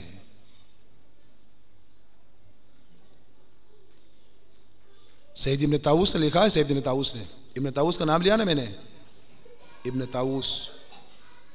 ایسے لوگ ہوتے ہیں نا آغا صاحب، جو امام زمانہ سے ملاقات کرے، اشارہ کرے تو بچہ ہوا میں رک جائے. خدا بھی سخت امتحان ایسے افراد سے لیتے ہیں. عالم مسافرات میں میدان ہے، نماز کا وقت ہو گیا، دوڑ کے، آپ کو پتہ ہے نا، کہیں بیابان میں انسان پہنچ جائے، نماز کے وقت پانی نہ ملے، ایک قوس کسے کہتے ہیں، ایک تیر کا جو رینج ہے نا، اس کے برابر 4 طرف انسان کو جانا پڑے گا پانی کے تلاش میں. پھر نہ ملے تو تیمم ہے. تلاش کرتے کرتے گئے سید ابن طاووس، ایک کنواں نظر آیا. عرب کا کنواں پتہ ہے نا، نیچے ایک ڈول کے ذریعے، رسی کے ذریعے پانی کھینچتے ہیں. شاید آپ کو پنجاب کے دیہاتوں میں بھی ہوں گے، لیکن عرب میں ہے. دیکھا تو ایک کنواں ہے، ڈول کو کنواں کے اندر ڈالا جناب سید ابن طاووس نے. جب باہر نکال رہے تو سنگینی زیادہ ہے پانی سے زیادہ. دیکھا تو پانی نہیں ہے، بالکل سونے سے بھرا ہوا ہے ڈول. سرت آہ نکالی، سونے کو دوبارہ چاہ میں ڈالا. پروردگارا، ابن طاووس کو اس وقت سونا نہیں چاہیے، مجھے پانی چاہیے. مجھے سونا نہیں چاہیے، مجھے پانی چاہیے، پانی کا وقت ہے. 3 مرتبہ ایسا کیا. 3 مرتبہ اس نے اس سونے کو چھوڑے کہا، پروردگارا مجھے پانی چاہیے. ہمیں تو اتنا سونا میں تو شاید خدا کو ہی ایک دم بھول جائے. پروردگارا مجھے سونا نہیں چاہیے، مجھے پانی چاہیے. وہ آدمی اگر ہوا میں ایک بچے کو روک دے تو کمال ہے. اتنا تو خدا اس کا خیال رکھے گا نا جی. ایسا وہ سید ابن طاووس لکھتا ہے کہ خداوند متعال نے ائمہ علیہ السلام کی حدیث کی روشنی میں حتیٰ رسول خدا کے زیارت سے بھی زیادہ سید الشہداء کے زیارت کو اس لیے فضیلت دی ہے کہ سید الشہداء انسانیت کے لیے درس عبرت، درس جہاد، درس حمیت، درس شہادت، درس تقوی، درس فضیلت دیتا ہے. اس لیے ہے حتیٰ زیارت سید الشہداء بھی اس لیے ہے. ثواب کی منزل سے ہمیں نیچے آنا پڑے گا، صرف ثواب کمانے کی فکر سے نیچے آنا پڑے گا.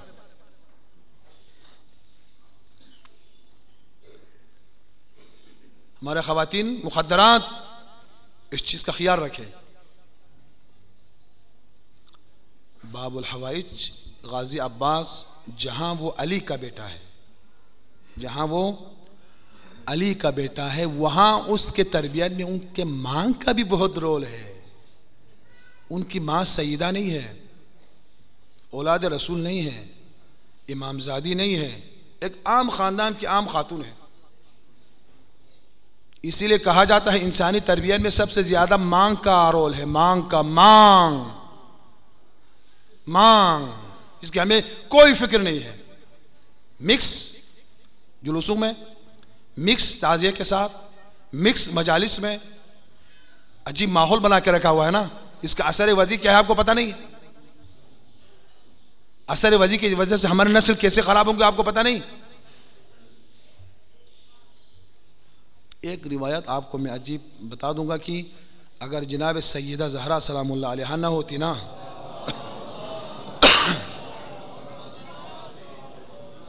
ٹائم بہت آ گیا، معذرت چاہتا ہوں، جناب سیدہ نہ ہوتی تو امیر المؤمنین پیغمبر کے بعد علی سے بڑھ کر کوئی عظیم انسان کائنات میں نہیں ہے. امیر المؤمنین میں تنہا علی میں وہ صلاحیت نہیں ہے کہ وہ امام پیدا کر سکے. دلیل کیا ہے؟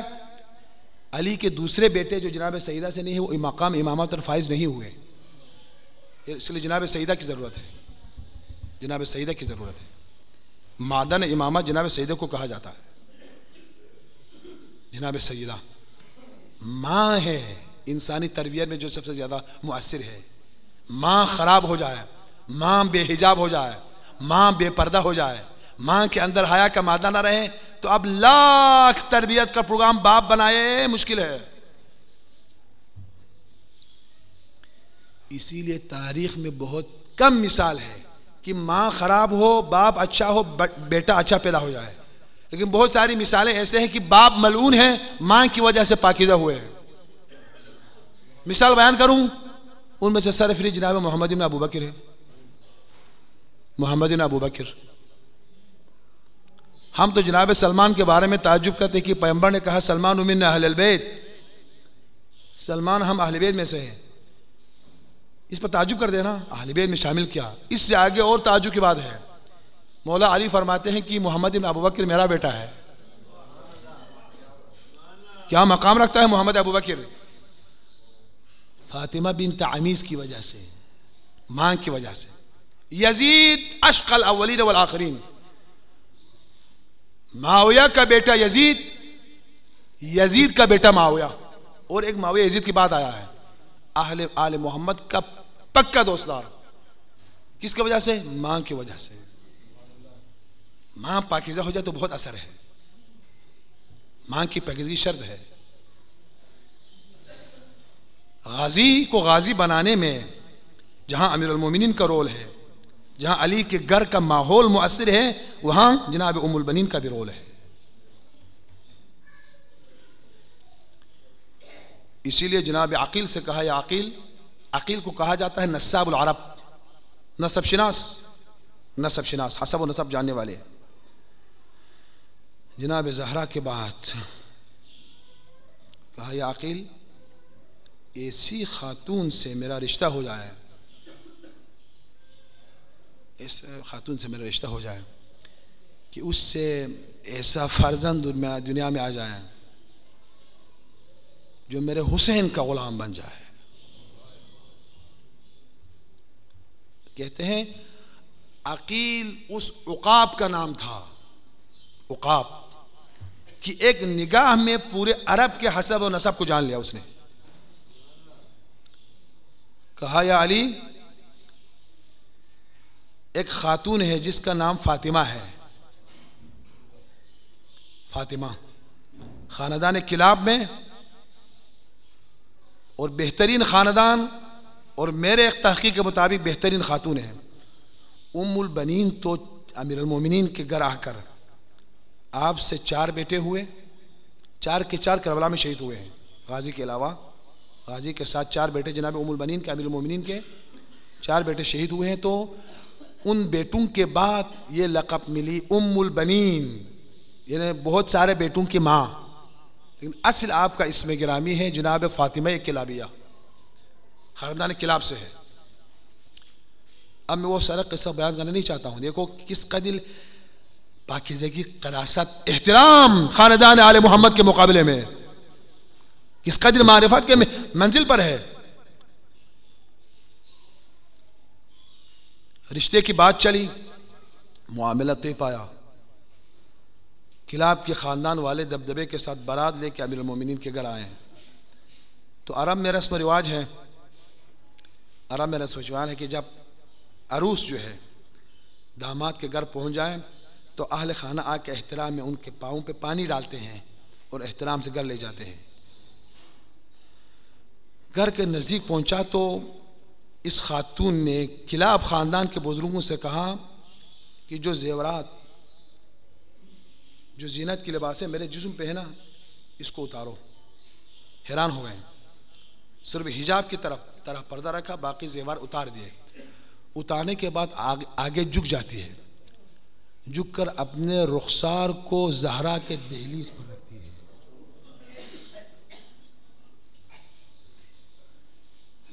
کہا یہ وہ دہلیز ہے جس پر میری شہزادی کے قدموں کے نشان ہے، یہ وہ دہلیز ہے جس میں حسن و حسین کے قدموں کے نشان ہے. جی پھر کلاب خاندان سے مخاطب ہو کے کہا نہ سمجھنا کہ میں عروس بن کے آئے ہوں، میں ان شہزادوں کی کنیز بن کر آئے ہوں. یہ ہے مادر عباس. کہیں یہ شہزادے اپنے اماں کی یاد میں افسردہ نہ ہو جائے. بار بار فرماتی تھی امام حسن سے، شہزادے میں ماں بن کر نہیں آئی ہوں، ہاں میں کنیز بن کر آئی ہوں، مجھے کنیز سمجھ لو، میں کنیز بن کر آئی ہوں. ایک مرتبہ چونکہ ماں جناب ام البنین کا نام بھی فاطمہ ہے نا، مولا علی جب صدا کرتے تھے، پکارتے تھے تو فرماتے تھے یا فاطمہ. جو ہی فرماتے تھے یا فاطمہ، شہزادے یوں دیکھتے تھے. فہیمہ عورت تھی. جناب ام البنین نے خلوت میں جلا کر کہا یا علی، حسنین کے ہوتے ہوئے مجھے فاطمہ مت کہو، حسنین کے ہوتے ہوئے مجھے فاطمہ مت کہو. معلوم ہوتا ہے کہ شہزادوں کو اپنی ماں یاد آتی ہے. کس قدر خیال رکھتی ہے یہ خاتون. تب جا کے اس فرزند کی تربیت فرمائی، اس فرزند کی تربیت کہ جو وفا میں دنیا میں مثال قائم کر کے چلے گئے. میں مسائل بیان نہیں کروں گا، لیکن دیکھو اس بیوی، اس خاتون کے اندر کس قدر حمیت دینی، اور جناب ام المومنین کے اندر کس قدر اس خاندان کے لیے احترام ہے، کس قدر احترام ہے اس خاندان رسالت کے لیے. مصائب نہیں ہے، لیکن آپ غور سے سنیں.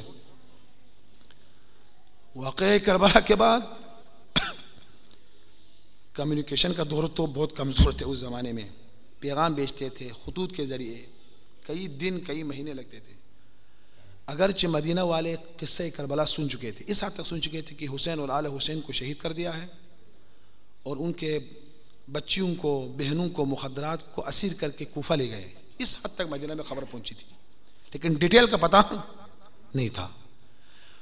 اس زمانے کے سلاطین جو اور بادشاہوں کی یہ سنت تھی کہ جنگ کے ڈیٹیل خصوصاً فاتح کی طرف سے اس لیے بتایا جاتا تھا کہ لوگ پھر بادشاہ کے خلاف قیام نہ کریں اور لوگوں کے لیے باعث عبرت ہو جائے کہ ہم سے ٹکر لے تو ایسا بھی ہو سکتا ہے. والی مدینہ کو خط بھیجا ڈیٹیل کے ساتھ قصہ کربلا، اہل مدینہ کو مسجد نبی میں جمع کر کے قصہ کربلا سنایا جائے. سب لوگ مدینہ الرسول میں مسجد نبی میں جمع ہو جاتے ہیں. اور اس زمانے کے اگر آپ تاریخ پڑھیں نا، گلی کوچوں میں گھوڑوں پہ سوار ہو کر جو اہلکار ہوتے ہیں حکومت کے، وہ اعلان کرتے تھے کہ والی کی طرف سے حکم ہے سب مسجد نبی میں جمع ہو جائے، اگر کوئی اپنے گھر سے نہ نکلے تو سزا ملے گی. چاہتے ہوئے نہ چاہتے ہوئے سب مسجد نبی میں آئے. تو مسجد نبی میں آنے والوں میں جناب ام البنین اور جناب ام سلمہ زوجہ رسول خدا بھی تھی. وہ سب چلے گئے مسجد میں. والی مدینہ نے قصہ کربلا شروع کیا لوگوں کو عبرت کے طور پر. راوی کہتا ہے ایک مقام پر پہنچا، والی نے کہا کہ حسین اس قدر بے یار و مددگار ہو گیا کہ آخر میں یا فرسان الحجان کہہ کر اپنے یار و مددگار اعوان و انصار اور بھائیوں کو حسین نے بلایا. جو بائی وفا میں مثال قائم کر گیا تھا، عباس بھی حسین کی مدد نہ کر سکے. یہ کہنا تھا. جناب ام البنین اسالے کے مجلس سے اٹھی ام سلمہ نے کہا ام البنین تو کہاں جا رہی ہو؟ کہا نہیں میں بقی چلے جاؤں گی. عصا لے کر اٹھی, ڈائریکٹ بقی جا کر قبر زہرا پہ اپنے رخسار رکھتی ہے. کہا فاطمہ میں آپ کے پاس شکایت لے کر آئی ہوں. والی مدینہ نے اعلان تو کر دیا, والی مدینہ نے اعلان کر دیا, حسین ابن علی کے طلب نصرت کے باوجود عباس نے لبیک نہیں کہا ہے. عباس بھی حسین کے مدد کو نہیں پہنچے ہیں. اگر یہ بات صحیح ہے اے زہرا, یہ گواہ رہنا میں عباس کو اپنا دودھ حلال نہیں کروں گی. قربان اس خاتون کی معرفت پر, قربان اس خاتون کی معرفت پر. پتہ ہے قبر سے زہرا نے کس انداز میں جواب دیا؟ مصیبت تو یہ ہے, قبر سے کیسے جواب دیا زہرا نے؟ ام البنین چپ ہو جا, تو نے تو کربلا کو دیکھا نہیں ہے. والی مدینہ سے کیا پوچھنا ہے؟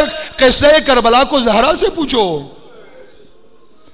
میں تو منزل بہ منزل ساتھ ہوں. جب سے میرا بیٹا حسین مدینہ سے چلے ہیں نا, قافلہ کربلا سوار ہو کر اماں زہرا پیدل چلتے ہوئے کربلا پہنچی تھی. مجھے تو کربلا کی ہر حالت کا پتہ ہے. ام البنین کبھی ایسا لفظ اپنے زبان پہ جاری نہ کرنا, کبھی میرے عباس کے لیے نفرت آمیز جملہ اپنے زبان پر نہ لانا. والی مدینہ کیا جانتا ہے؟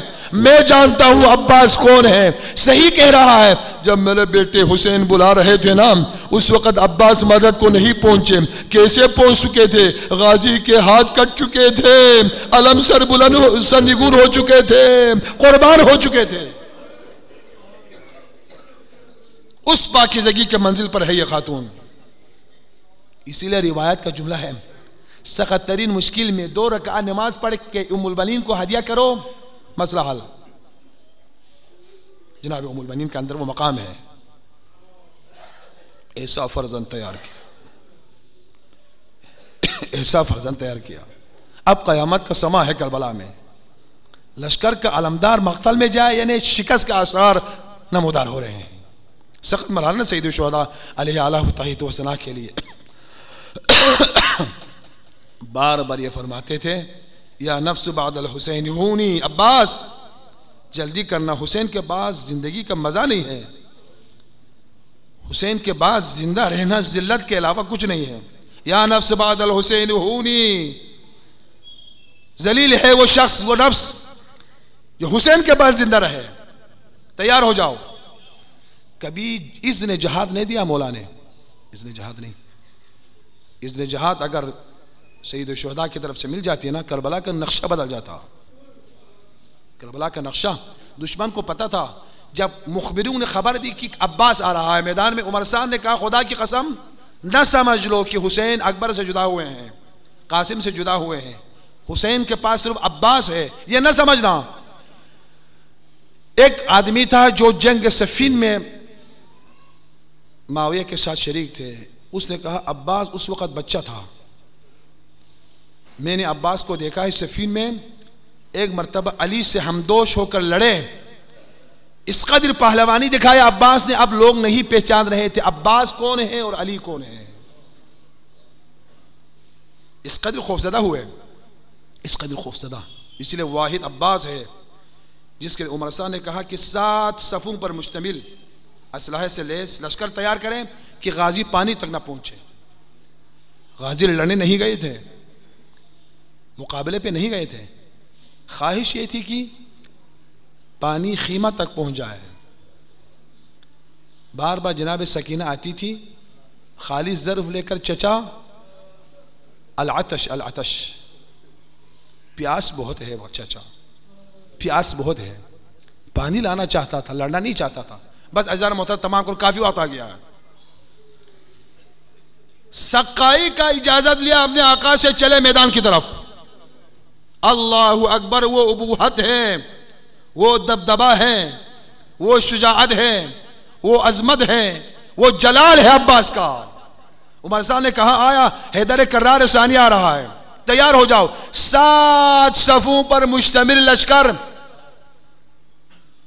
مختلف اسلحوں سے، ایک صف تیر لیے بیٹھے ہیں، ایک صف تلوار لیے بیٹھے ہیں، ایک صف نیزہ لیے بیٹھے ہیں، ایک صف پتھر لیے بیٹھے ہیں، 60 صفوں کا پہرہ داری کہ حیدر ثانی نہر فرات تک نہ پہنچے۔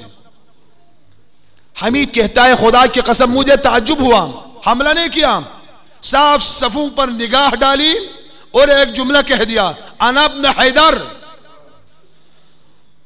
شامیو سمجھ لو میں علی کا بیٹا ہوں، علی کا بیٹا ہوں۔ رعب و دبدبے نے وہ کام کر دیا، کسی کی جرات نہیں ہوئی کہ سامنے آئے، 7 صفوں پر چیر کر پانی کے نزدیک پہنچ گئے۔ مصیبت کی ابتدا یہاں سے، سب سے پہلے مشک سکینہ کو پانی سے پر کر دیا، بائیں شانے پر لٹکا دیا اس کو۔ حمید کہتا ہے، چونکہ حمید منشی تھا نا، حمید منشی راوی ہے، اس نے ہر منظر کو دیکھا ہے۔ حمید کہتا ہے میں قریب جا کے دیکھا تو مولا نے پہلے اس مشک کو پانی سے پر کر دیا، پھر اپنے مقدس ہاتھوں کو نہر فرات کے پانی میں ڈال دیا اور اپنے چلو میں پانی لے کر اس کو ہونٹوں کے قریب لایا۔ قریب لا کے مولا نے پیا نہیں۔ مجھے تعجب ہوا کہ غازی پانی کو اپنے ہونٹوں کے قریب تو لائے لیکن پیا نہیں، تھوڑا درنگ کے بعد پانی کو چھوڑ دیا۔ شیخ عباس قمی کہتے ہیں کہ اس کے اندر ایک سر ہے، کیوں مولا نے پانی نہیں پیا؟ 21 ماہ مبارک رمضان کو امیر المومنین نے امام حسن کو بلایا، بس امام حسن کو بلایا، کہا بیٹا حسن،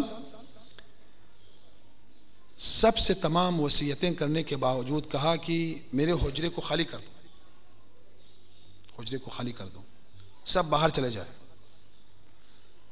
حتی امام حسین کو بھی باہر کر دیا، مخدرات کو بھی باہر کر دیا، پھر کہا بیٹا تو قریب آ جاؤ۔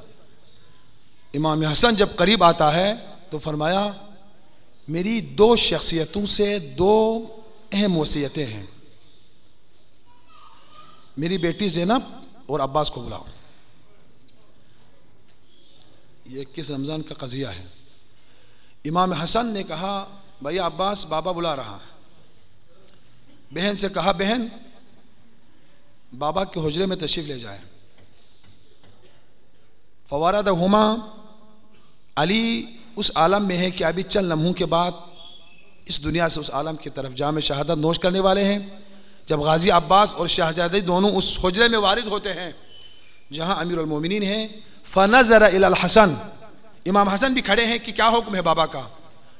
مولا نے اچانک سے امام حسن کی طرف نگاہ کیا، کہا بیٹا حسن ناراض نہیں ہونا، تو بھی چلے جا۔ امام حسن کو بھی باہر کر دیا اور کہا عباس تو قریب آ جاؤ۔ عباس کو قریب بلا کر کہا عباس 2 وصیت ہے تم سے، ایک وصیت قولی ایک وصیت عملی، یاد رکھنا۔ ماتم تو اسی میں ہے نا ارباب معرفت کے لیے۔ ایک وصیت یہ ہے عباس، اذا کان یوم عاشوراء ودخلت الشریعہ ایاک ان تشرب الماء واخاک الحسین عطشان۔ عباس ایک وصیت یہ ہے، کبھی عاشوراء کا حادثہ رونما ہو جائے اور تجھے نہر فرات کی پانی تک تمہیں رسائی حاصل ہو جائے، لا تشرب الماء واخاک الحسین عطشان، حسین سے پہلے پانی نہ پینا۔ روایت کا جملہ ہے فذکر العباس، اس مقام پر عباس کو علی کی وہ وصیت یاد آئی کہ پانی چلو میں ہونٹوں کے قریب ہے۔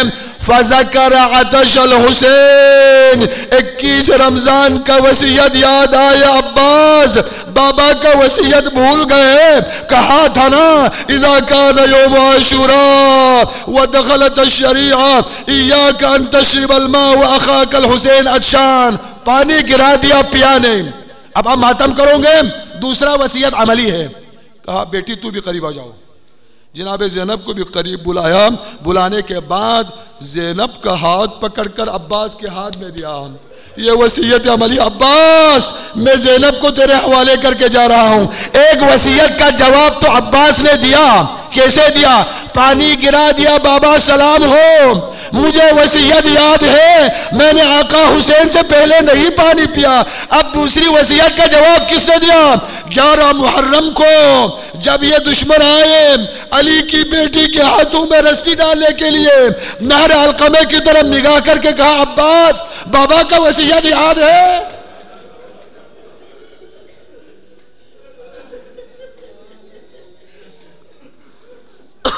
अजरुकुम अल्लाह। मश्क सकीना लेके आते हैं। अब्बास इस फिक्र में है कि अब्बास बचे या न बचे, कोई परवाह नहीं, पानी खीमे तक पहुंच जाए। लेकिन हमीद कहता है ऐसा बावफा इंसान है, जब कोई तीर मशक पे लगता है पानी ज़ाया हो जाता है। खुदा की तरफ अपने आंखों की निगाह को खुदा की तरफ कहा, या रब्बल आलमीन, अब अब्बास जिंदा रहे या न रहे, अब जिंदगी का मजा नहीं है। फिर भी कोशिश की ये बचा हुआ पानी भी पहुंच जाए, मुमकिन नहीं था। दायां बाजू कलम होता है, ऐसा बावफा इंसान है। हाथों को बुलंद किया, ये दुआ फरमाई, वल्लाहि इन क़त्तअतुमु यमीनी इन्नी उहामी अन दीनी व अन इमाम सादिक यकीनी। खुदाया ए शामियों सुनो, मेरा दायां बाजू भी कट जाए ना, मैं इमाम बरहक से हाथ उठाने के लिए तैयार नहीं हूं। एक साहबा वफा इंसान है। रिवायत का जुमले हैं, जनाब शहजादी से बीबी से मौला फरमा रहे थे, बहन जरा ख्याल रखना। एक रिवायत के मुताबिक जनाब अली अकबर भी जिंदा थे। अली अकबर करबला के आखिरी शोहदा में से। एक रिवायत के मुताबिक कहा, बेटा अकबर जरा चाचा का खबर देना। बार बार खबर दे रहे हैं, बाबा चाचा नहर फुरात में वारिद हुए हैं, चाचा ने मैसरा पे हमला किया है, चाचा ने मेमना पे हमला किया है, चाचा कल्ब लश्कर में उतरा है, अनम न हैदर कह रहा है, अनम न फातिमा कह रहा है। एक मरतबा अली अकबर रोने लगे, चेहरे का रंग बिगड़े हुए है। हुसैन ने पूछा, अकबर चाचा सालिम तो है ना?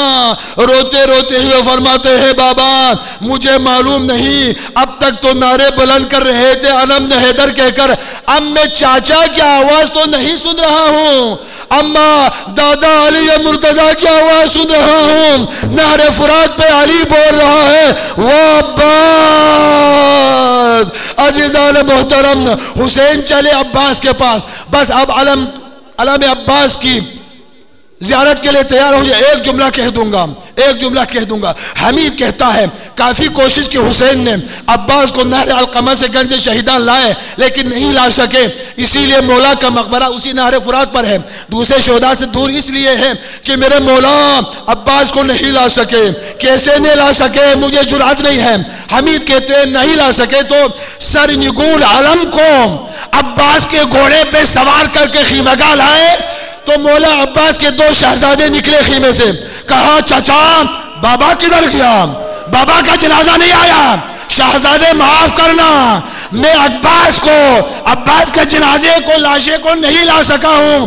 तो शहजादे कहते हैं, मेरे मौला वारिस जिंदा है, हम लाएंगे।